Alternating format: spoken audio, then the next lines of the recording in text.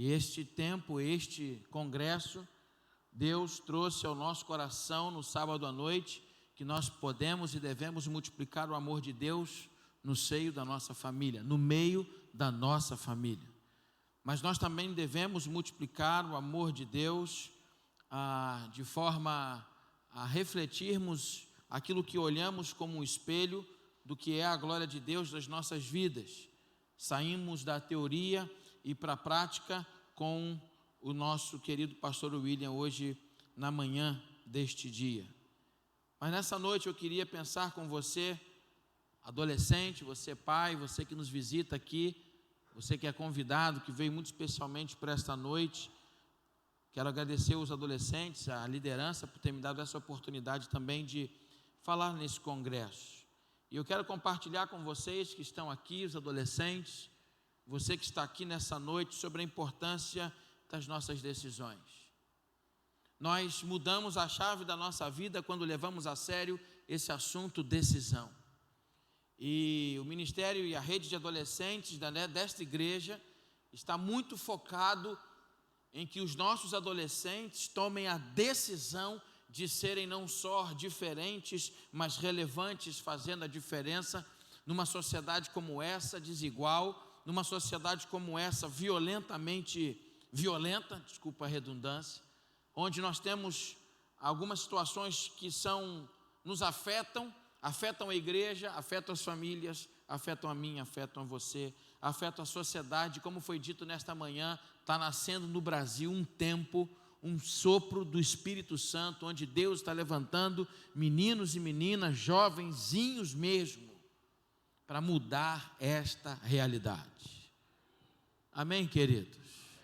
Jovens que Deus já usou no passado e que na experiência não de um adolescente, mas de um jovem, eu quero convidar você nessa noite a abrir a palavra do Senhor no livro do profeta maior, Daniel. Quero ler com você a palavra de Deus no livro do profeta Daniel.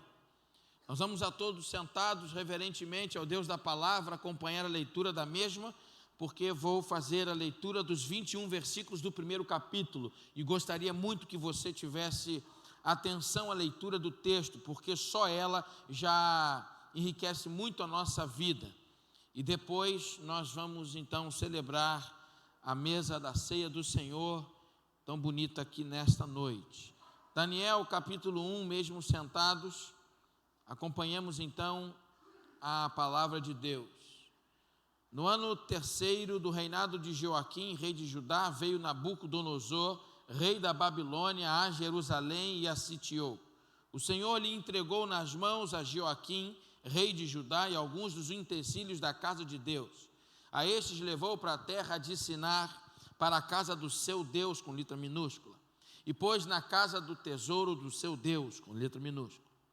Disse o rei Aspenaz, chefe dos seus eunucos: eu trouxe alguns dos filhos de Israel, tanto da linhagem real como dos nobres, jovens, sem defeito, de boa aparência, instruídos em toda sabedoria, doutos em ciência, versados no conhecimento, e que sejam competentes para assistirem no palácio do rei e lhes ensinasse a cultura e a língua dos caldeus.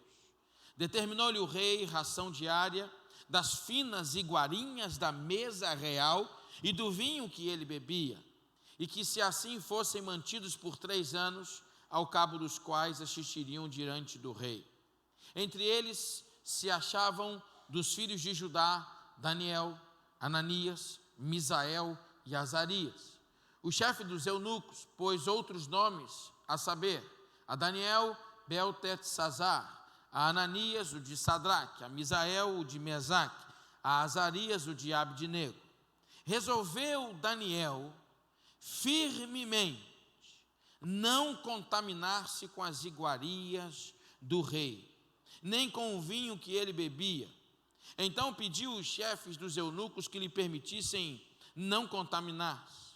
Ora, Deus concedeu a Daniel misericórdia e compreensão da parte do chefe dos eunucos. Disse o chefe dos eunucos a Daniel: tenho medo do meu senhor o rei, que determinou a vossa comida e a vossa bebida, pois veria ele o rosto mais abatido dos outros jovens da vossa idade. Assim, poreis em perigo a minha cabeça para com o rei.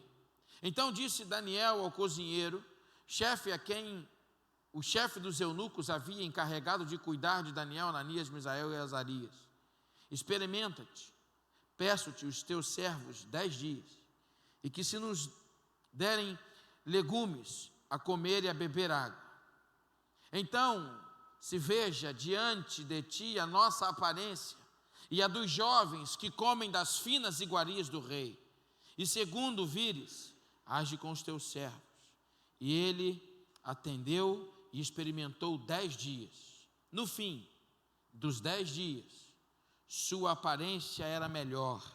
Estavam eles mais robustos do que todos os jovens que comiam das finas iguarias do rei.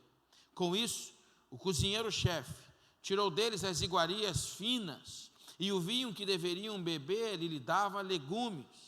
Ora, a estes 4 jovens, Deus deu o conhecimento e a inteligência e toda a cultura e sabedoria, mas a Daniel deu inteligência de todas as visões e sonhos.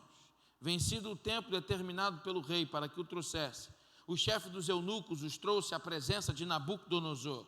Então o rei falou com eles. Entre todos não foram achados outros Daniel, Ananias, Misael e Azarias. Por isso passaram a assistir diante do rei em toda a matéria de sabedoria e inteligência sobre o que o rei lhes fez pergunta.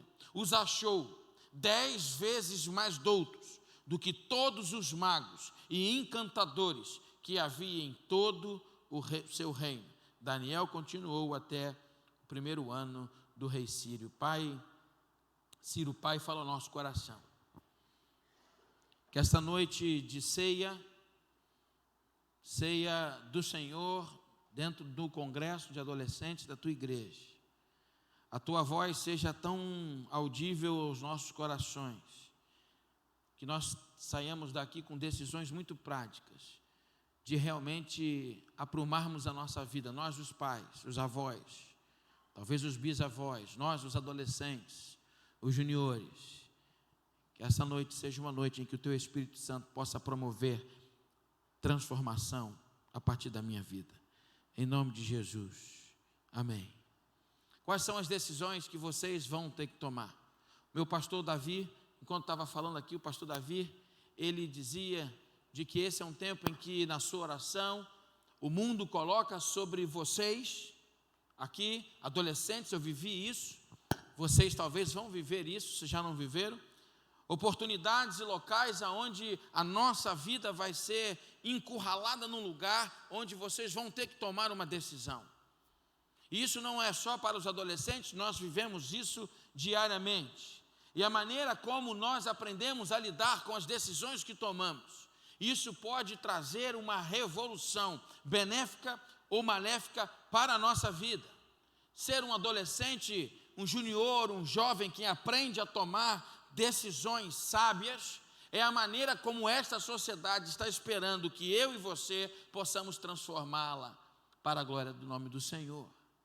A decisão de estar na cadeira das decisões, como vimos hoje pela manhã, no lugar de Jesus, ou decidir realmente entregar a nossa vida a Ele e parar de ser alguém que gosta da igreja, gosta do ministério de dança, gosta do ministério de louvor, gosta dos amigos, do culto, de ver os filhos participando, de ver a família envolvida, mas na verdade todo mundo sabe, talvez você e Deus são os únicos que podem provar de que isso não passa de uma mera religião. Talvez seja a noite que você tome a grande decisão da sua vida, de sair de uma religiosidade evangélica e tomar a decisão de ser um discípulo autêntico de Jesus Cristo.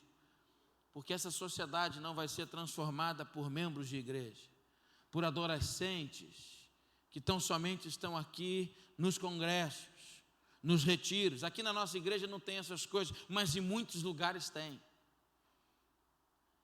Onde nós temos um evento, todo mundo aparece e a gente participa, e aí terminou os holofotes, apagaram-se os likes, as fotos não serão tiradas mais, e aí não há interesse de uma vida com Deus.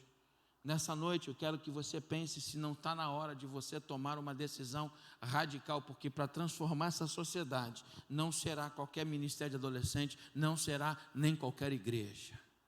Nós temos uma vocação, e o que foi cantado e ministrado aqui é o que é aguardado, dançado, é aguardado do Senhor para a nossa vida.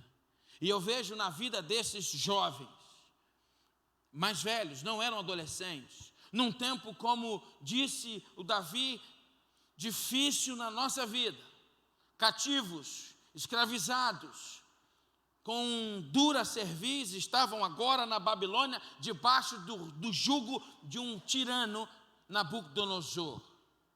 Mas esses homens, estes jovens, simples jovens, fizeram a diferença. Durante alguns anos na minha vida, eu ouvi dentro das igrejas por onde passei algumas coisas do tipo que eu digo que são palavras demoníacas. Ah não, pastor, é normal na juventude ele dar uma voltinha no mundo. Eu repreendo isso na vida dos meus filhos na autoridade do nome de Jesus. Ah não, pastor, é comum. Ah, na adolescência é assim mesmo.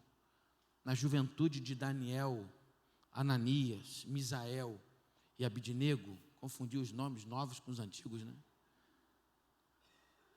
Eles não viveram isso no pior momento da vida deles. Se destacaram, tomaram decisões que de certa forma impactaram a sociedade, chamaram a atenção do grande governador da Babilônia, e puderam honrar o nome do Senhor no momento mais difícil da vida. Tomaram algumas decisões que eu queria compartilhar com você. Se você quer multiplicar o amor de Deus nesta sociedade, você precisa assumir nessa noite tomada de algumas decisões.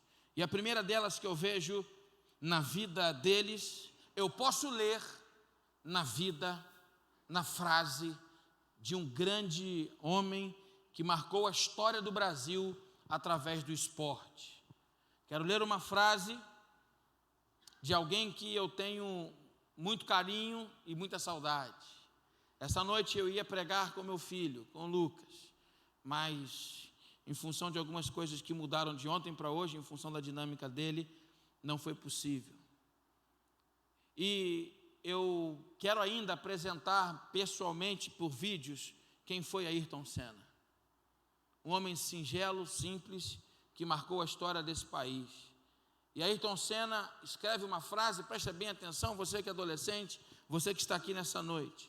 No que diz respeito ao empenho, ao compromisso, ao esforço, à dedicação, não existe meio termo. Ou você faz uma coisa bem feita ou não faz. By Ayrton Senna. Daniel é alguém que chama a atenção do novo governo ditador, tirano, porque Daniel era alguém que aprendeu que ele poderia se destacar em qualquer lugar que fosse.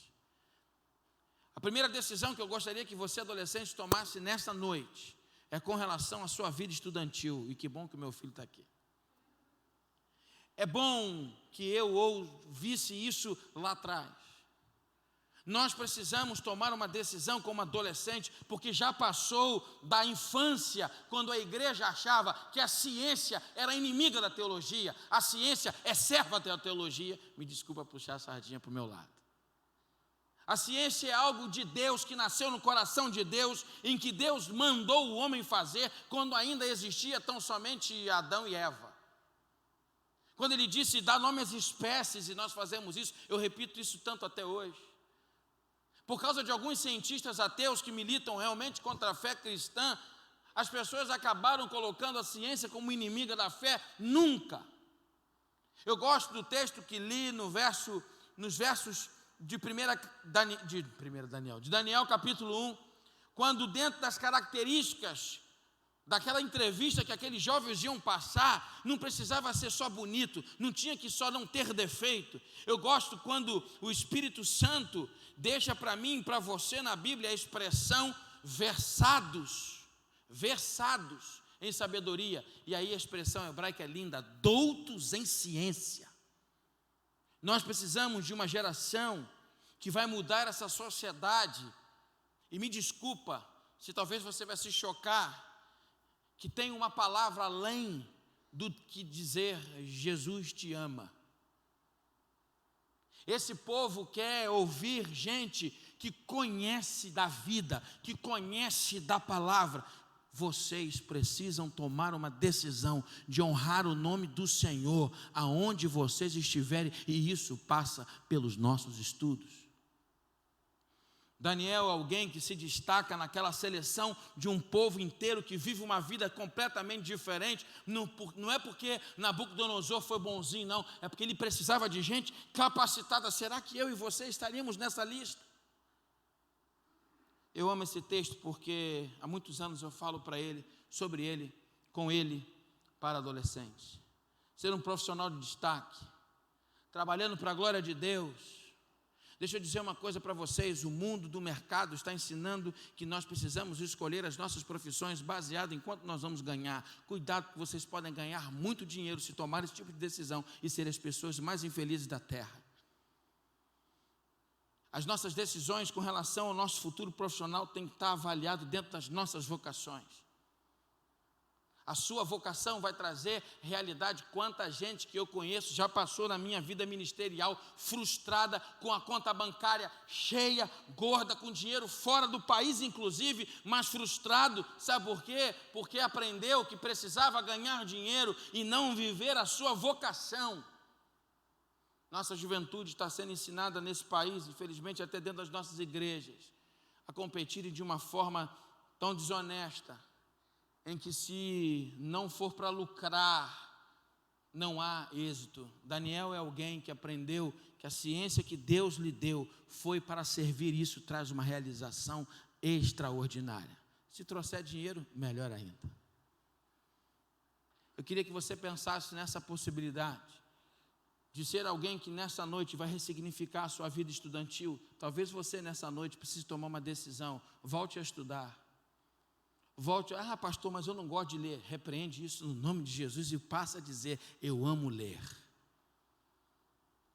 Nós precisamos de uma igreja, irmãos, que se debruça, que estuda, que é versada no conhecimento. Nós precisamos de uma geração de Daniéis, hoje, que tenham condições de serem chamados, talvez pelo governo, de serem chamados pela sociedade civil, pela sociedade organizada, e chamarem a mim e a você para uma roda de conversa e dizerem, olha, o que vocês pensam acerca disso? Isso não se faz com tapa e nem com áudios e nem com visualizações no Facebook, isso se faz com conhecimento. Às vezes eu tenho vergonha da nossa bancada evangélica, porque o povinho que deixou de ler. Nós precisamos de uma geração de pessoas que realmente usem a medicina para a glória do Senhor. Uma vez, já contei isso aqui algumas vezes e repito, até porque eles estão crescendo. Uma pediatra disse, pastor, é tão difícil domingo quando eu olho a minha escala e eu estou de plantão, e quando eu olho o plantão, vai pegar o culto da manhã e o culto da noite. E eu não vou poder estar na igreja porque eu queria estar lá adorando. Eu fico tão triste naquele hospital. E eu disse para ela, minha querida, eu estava domingo passado à noite na igreja pregando, quando desceram com meu filho, minha esposa olhou assim para mim. Sabe quando a mulher olha para você e diz assim, deu ruim, a casa caiu? Foi isso. Passei o microfone para o pastor auxiliar da época, não era o pastor titular, meu colega de ministério na época, pastor Fabiano. Entrei no carro e fui com meu filho com os dois ossinhos aqui da mão, rádio e una, que se conectam no húmero, no braço, fora do lugar. E cada buraco que passava, ele chorava de dor. E para onde eu fui? Para o gabinete do meu pastor, que era um homem de oração. Senhor, coloca aqui o braço do meu filho no lugar. Deus poderia fazer isso? Pode, sempre vai fazer quando Ele quiser. Mas havia uma serva de Deus, de plantão no hospital, servindo as crianças. Nós chegamos ali, aquele homem ousado, cheio do Espírito Santo, com um movimentozinho, colocou o braço dele no lugar. Eu disse isso para ela. Imagina se você estivesse na igreja e não tivesse ninguém para atender o meu filho. A gente começou a confundir algumas coisas, e por isso que muitas vezes nós temos a fama de bitolados nesse país. Eu espero que surja dessa geração de adolescentes, viu, Vanessa, viu, Robson, pastor Gesiel, eu tenho sonhado que, quem sabe, entre nós está aqui aquele que vai descobrir a cura da AIDS. E por que você se interessou por isso? Porque eu sou alguém chamado por Deus. Você já pensou se as igrejas pudessem vocacionar e investir em pesquisa científica, para que nós pudéssemos produzir respostas para a humanidade a partir de uma visão de que Deus ama o ser humano de forma integral, e nós, em vez de mandássemos os nossos adolescentes só para os seminários, só para as viagens missionárias, nós mandássemos eles para fora, para estudarem, e depois toda a humanidade soubesse que isso foi a missão da igreja, porque esse povo se tornou douto em ciência, versado no conhecimento, ao ponto do mundo querer saber o que é esse conhecimento. E quando chegar diante de nós, vão perceber que não é só conhecimento, como também o meu pastor aqui orou. Nós temos algo que eles não têm, o poder e a unção do Espírito Santo. Revolucione a vida de vocês, os amigos de vocês, na faculdade, na escola. Eu louvo a Deus por saber que essa igreja, Deus tem levantado na história dela homens e mulheres que têm impactado o mundo, que têm feito das mínimas coisas com excelência, porque nós crentes somos chamados para fazer não para o homem, mas para Deus. Ayrton Senna leu isso e escreveu: ou você faz uma coisa bem feita, ou você não faz. Assim que nós precisamos agir, assim que nós precisamos ser. Se nós queremos transformar essa sociedade, nós precisamos tomar uma decisão de revolucionar a história do nosso conhecimento. Eu fui professor na Secretaria de Educação do Rio de Janeiro, dei aula no EJA. Quem dá aula no EJA? Tem professor do EJA aqui, jovens adultos? Na minha época, lá atrás. Louvado seja Deus. E eu chegava à noite, às vezes, 18h30, sentava e entravam aquelas senhoras, já idosas, cansadas. Eu falei: nossa, vocês vão estudar? Ela falou: vamos. Nunca é tarde para começar a estudar. Nunca é tarde para você aprender. Nunca é tarde para você obedecer o mandato que Deus nos deu de dominar este mundo, não na força de um tirano, mas no conhecimento da ciência que Deus nos deu a conhecer. Se vocês querem transformar essa sociedade, a sua nota, o seu boletim, tem tudo a ver com isso. Os pais devem estar nessa hora assim: esse pastor é uma bênção. Amém, pais? Louvado seja Deus. E eles estão assim: quem chamou o pastor Maurício para pregar hoje? Nós precisamos passar por isso, é muito sério. É muito sério. A história de evangelização da igreja batista, da denominação batista, passa pela plantação de uma igreja com um colégio do lado. Se você for ver como que nascem muitas igrejas no Brasil. Essa é uma experiência que Daniel tem e que faz a diferença na vida dele. Mas isso, se ficar sem outras decisões, fica complicado. Daniel também tem uma experiência, ele toma uma decisão de ser um homem que tem experiências com Deus. Débora, hoje ministrando de manhã, falou muito ao meu coração. Quando nos momentos mais difíceis da nossa vida nós percebemos que há um Deus que não é que parece ser bom ou parece ser justo. Amém, Débora?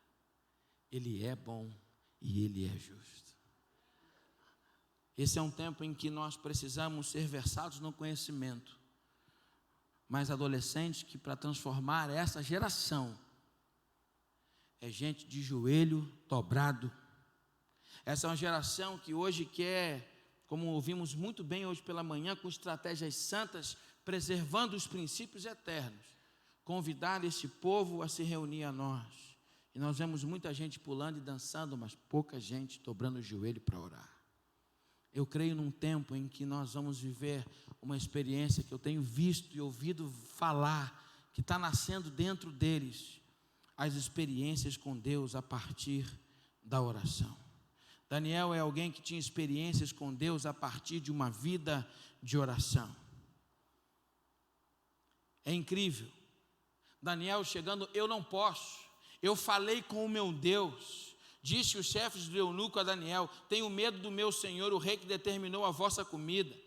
Os vossos rostos podem estar mais abatidos, os vossos jovens da vossa idade. Assim poreis em perigo a minha cabeça.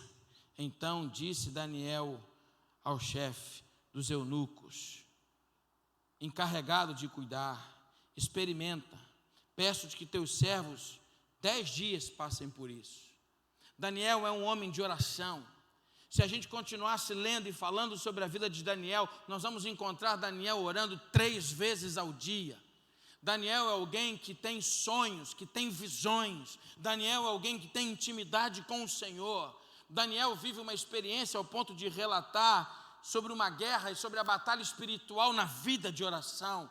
Esse é um tempo que os adolescentes precisam muito mais do que essas baladinhas gospel que são oferecidas por aí. Nós precisamos dar a vocês, como igreja, experiências com Deus, com a palavra de Deus, com a vida de oração, com pais que estão em casa e têm a intimidade do Altíssimo de levar a sua família a viver experiências com Deus através da oração e da boa palavra de Deus. Decidam ser adolescentes de oração. Façam provas. Estudem o quanto vocês puderem. Joguem fora esses videogames todos que vocês gostam. Orem mais. Nós precisamos de tempo de oração. Nós precisamos, pais, dizer e contar para os nossos filhos das nossas experiências que nós tivemos com Deus. Como é triste às vezes ver que os filhos precisam ensinar aos pais o que é experiência com Deus. Eu sonho com um tempo, irmãos, em que nós hoje ministramos adolescentes, mas há um tempo de um grande avivamento que vivemos nesses 3 dias em que nós temos sido ministrados pelos adolescentes. Um tempo de experiências. Daniel vive uma experiência extraordinária. Daniel é, em algum momento, se você continuar lendo, a famosa história da cova dos leões. Você já pensou, querido? Você está no momento em que você sabe que você vai ser morto, porque as condições são daquelas, e de repente você vê o anjo do Senhor. Sabe quando você vai para a fornalha e a outra pessoa está na fornalha? O anjo da fornalha estava lá livrando os amigos de Daniel. É desse tipo de igreja, é desse tipo de crente, é desse tipo de adolescente, é desse tipo de ministério. Eu fico feliz quando eu ouço da Vanessa, do Robson, da Vanessa Gila: poxa, pastor, nossa célula hoje a gente foi orar, foi um derramar. Pastor, o nosso ensaio ontem, olha, foi um tremendo, terminou todo mundo chorando. Louvado seja Deus, porque é na intimidade da oração que se forja o caráter de um adolescente cristão. Sonhe com isso na sua casa, sonhe com isso para a sua família. Quero lhe perguntar, não para lhe acusar, mas para você refletir: qual foi a última experiência que você teve com Deus? Que não seja uma bênção a contar. Nossas experiências com Deus são bênçãos a contar. Eu estou falando de experiência de como nós começamos quando cheguei nós estávamos cantando, eu quero conhecer a Jesus, e alguns crentes dizem, mas eu não preciso, eu já conheço a Jesus. Ah, é? Quer dizer que você conhece aquele que é antes de todas as coisas? Eu quero conhecer a Jesus. Quanto mais eu conheço de Jesus, mais eu influencio essa sociedade, mais eu dou conta dos dilemas sociais que estão à minha volta, mais eu dou conta dos dilemas emocionais que estão dentro de mim. Eu quero conhecer a Jesus e ser achado dele. Qual foi a última vez, você que está aqui, que é adolescente, que tocou aqui, que encenou aqui, que dançou, que preparou, que decorou, que você pode chegar para alguém e dizer assim, poxa, eu estava lendo a palavra e Deus falou isso comigo. Qual foi a última vez, papai? Qual foi a última vez, mamãe?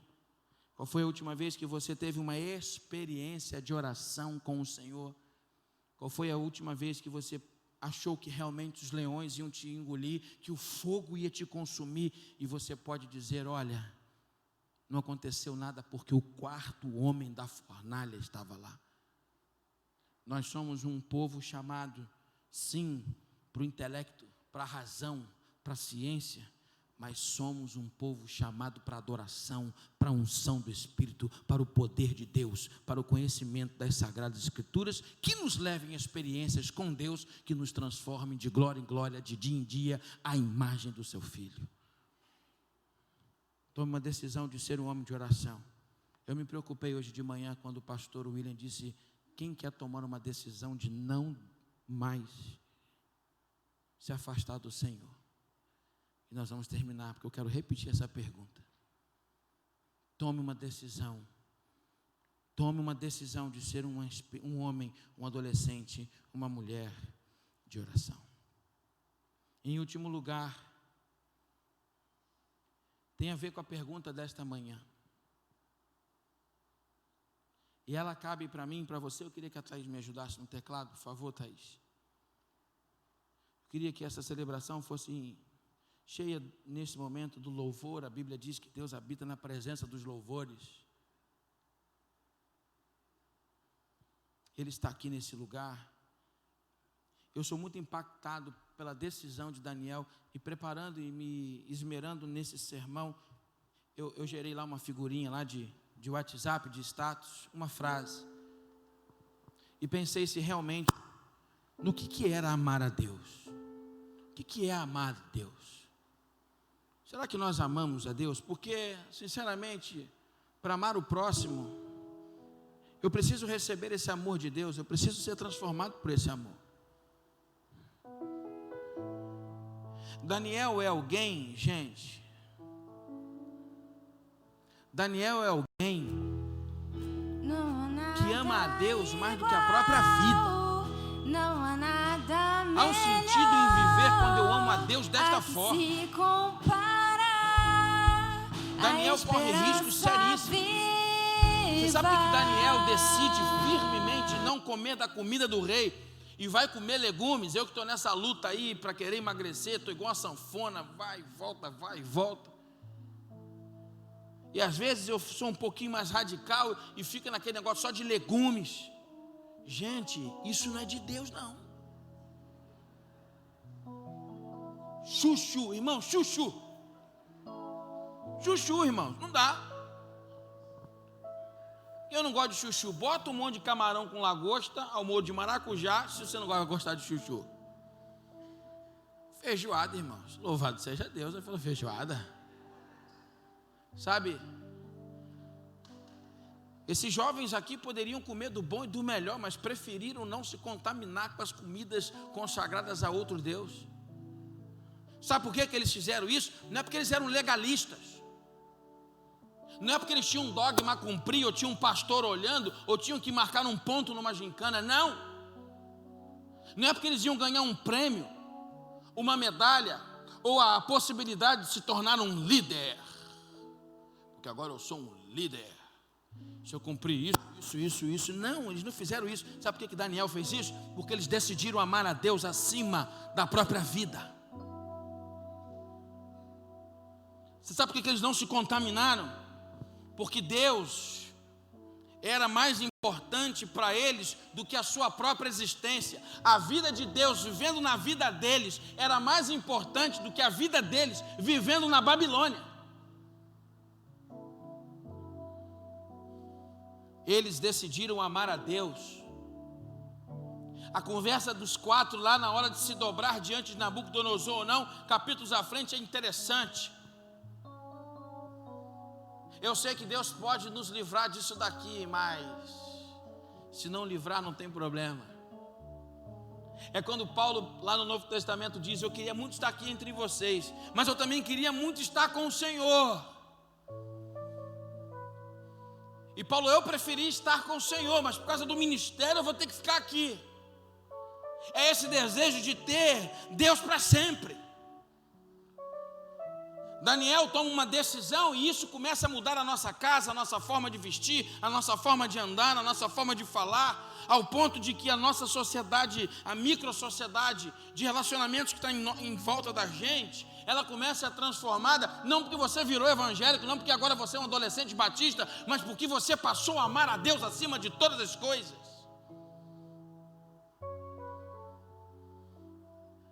Obedecer a Deus é amá-lo. Aquele que tem os meus mandamentos e o ama, e o obedece, e os guarda, este é o que me ama.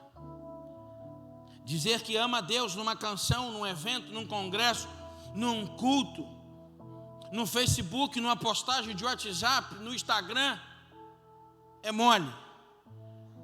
Ama a Deus quem obedece a Deus como Daniel. É uma decisão que vocês precisam tomar. Meninas e meninos que estão aqui têm orgulho de casarem virgens, orgulho de viverem uma vida que vocês não vão se entregar a outro antes do matrimônio. Isso não é coisa de louco, não. Isso é coisa de gente que ama a Deus acima da própria vida. Deixa zoar, porque lá na frente quem vai rir vai ser você. Olha como Daniel estava antes das decisões, e olha como Daniel ficou depois. Quando nós obedecemos a Deus, muitas vezes, não é sempre, nós vivemos essa experiência aqui de Daniel. Olha como que estavam os jovens que comeram da melhor comida, e olha como ficou Daniel e seus amigos. Até bonito a gente fica. É lindo ver gente que obedece a Deus, cumprir as leis de Deus, honrar a Deus e lutar para perseverar na fé. Você acha que foi fácil para Daniel? Eles estavam como amigos. Não é fácil. Todo mundo diz que isso é canalice. Teu pastor te enrolando. Isso é para ganhar dinheiro. Isso é coisa de religioso, não é não. Gosto muito daquela expressão, muito. Que o poeta musicalmente referiu-se: quem pisou, cantamos domingo passado, quem já pisou no Santo dos Santos, em outro lugar, não sabe viver. Há coisas que vão pedir de vocês, que vocês podem entregar. Mas se vocês amarem a Deus, é muito melhor dizer não para o mundo e dizer sim para Deus. Quase perdi minha vida, porque quis amar mais os meus amigos do que a Deus. Eu não quero que vocês passem por isso. Vi uma arma falhar na minha cara 2 vezes, porque não tive a decisão correta de amar mais a Deus do que a minha própria vida.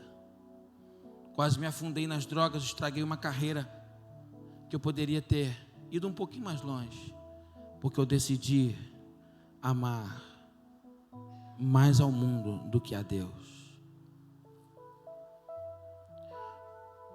Daniel é alguém que é impactado, que impacta a sua sociedade, porque ele ama a Deus na prática. ele sai da escola dominical, ele sai da célula, ele sai dos seminários de teologia, das aulas no YouTube, e ele vem para a prática. Daniel disse não para o mundo, porque ele amou a Deus mais do que a sua própria vida. É esse tipo de evangelho que nós precisamos viver. Se vai encher a igreja ou não, isso é com o Espírito Santo.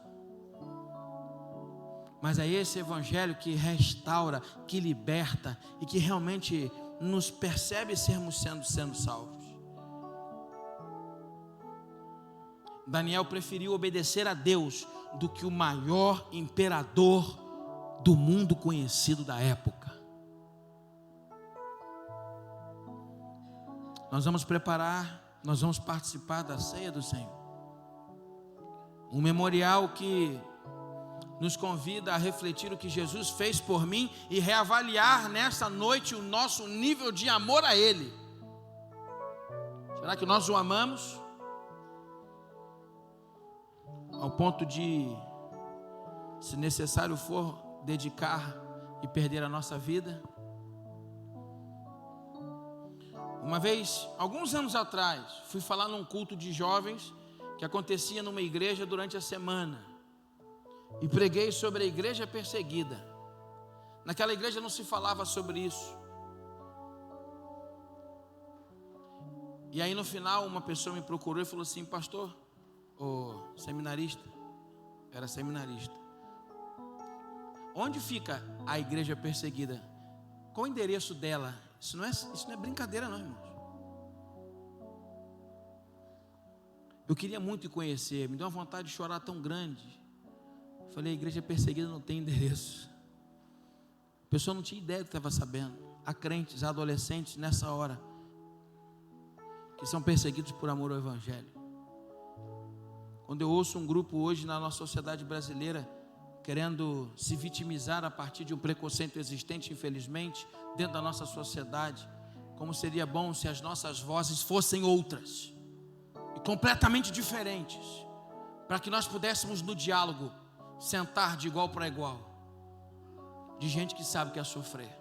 Quer falar sobre perseguição? Quer falar sobre preconceito? Sobre racismo? Vem conversar com a igreja perseguida, que simplesmente porque ama Jesus é morta, simplesmente porque prega a palavra de Deus, às vezes foi crucificada de cabeça para baixo. Pessoas, como a Bíblia diz em Hebreus, que o mundo não era digno. Nós amamos a Deus ao ponto de entregarmos a nossa vida a Ele, de não dobrar o nosso joelho diante de Nabucodonosor e dizer: eu sou do Senhor. É de um evangelho desse que o Brasil está precisando, e não dos 40 milhões de evangélicos relatados no IBGE. Um povo que está disposto a amar o Senhor com todas as suas forças, com todo o seu entendimento. Amar como Daniel amou, até as últimas consequências. A bênção deles foi incrível.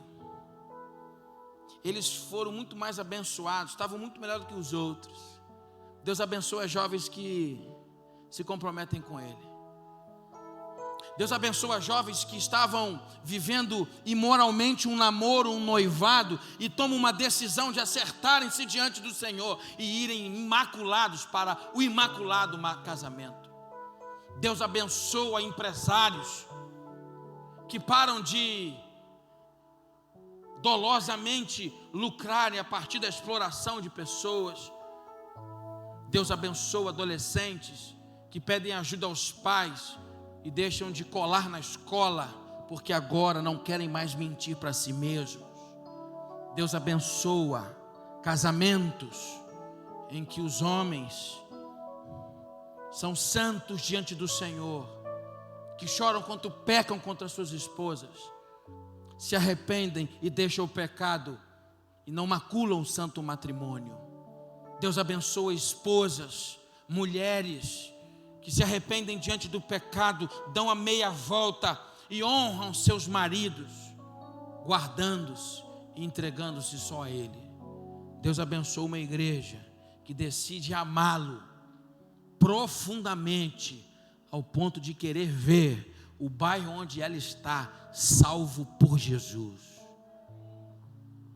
Queria que você orasse nesta noite por aquilo que foi dito.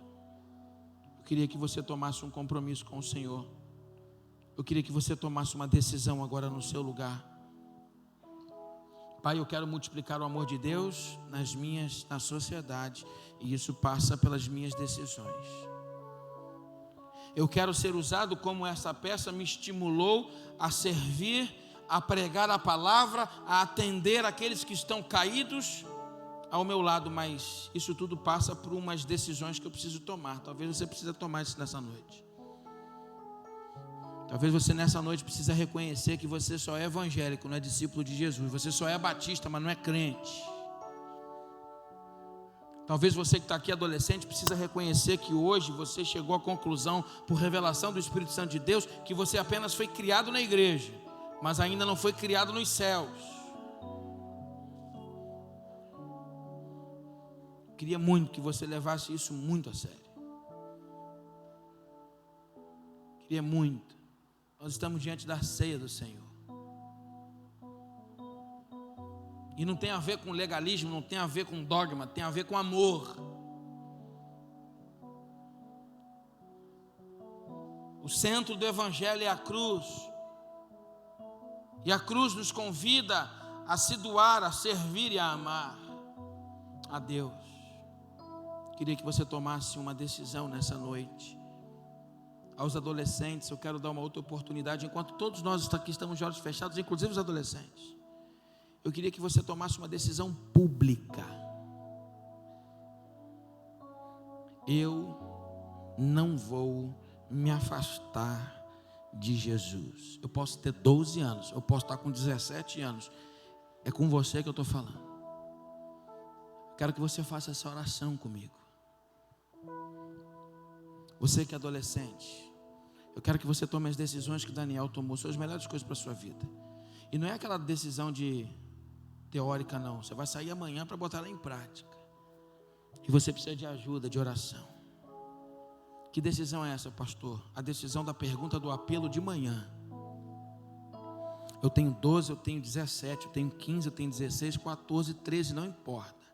Eu quero decidir, não importa o que acontecer, não importa o que vier, eu não vou me distanciar do Senhor. Repete essa oração comigo.